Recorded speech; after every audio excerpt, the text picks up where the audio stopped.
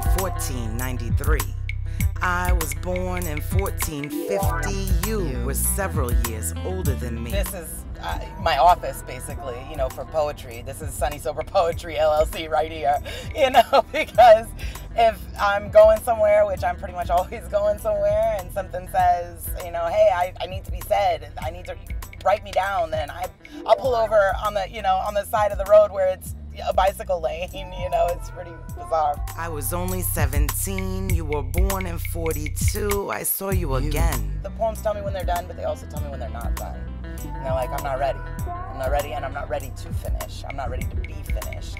But that's kind of something that's a little unique about my creation style, is I don't sit down with an idea and say, I'm gonna write this. I sit down and write, and what comes out, comes out. 1644.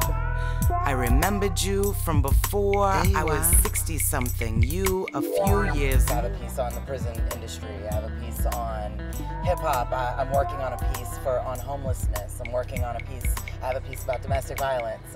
You know, so I really do dig into the meat, but I also have a lot of love poems and poems about just, you know, life in general.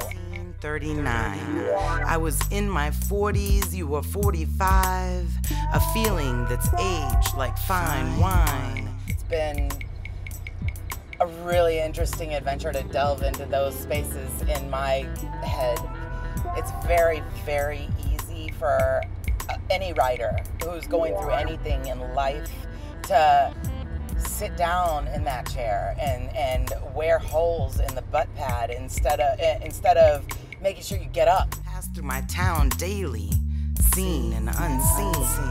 The look in your eyes had that familiar gleam. I remember this deep feeling, deep, like the grooves in my thatched roof ceiling. It's extremely cathartic for me, even when I could be writing about those yellow flowers and that planter at Congress and Cesar Chavez, you know, I could be writing about that, but still understanding that I'm touching and working through parts of me. Your soul has always been in my field of view. Always been there. All these centuries, all these clues, I knew exactly what it was. Passion to me is going for what you want, like no holds barred, digging deep, pulling it out, putting it on the table, sharing it with the world, and letting everyone know that that means something to you. And if it means something to you, then it's worth meaning something. You handed me this fountain pen. I'll never forget who you were all those thens, and I'll never stop wondering where all this will end. And I really feel like passion is put inside of us for us to grab people and take them with us.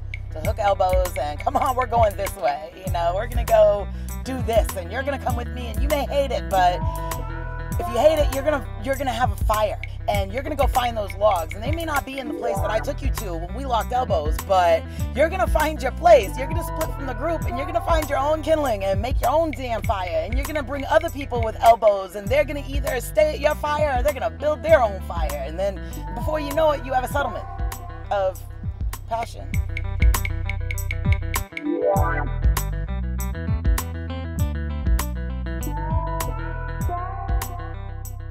Creativity, you're such a weird little beast, and you infiltrate my mind and prepare a feast. You guide me around and don't apologize.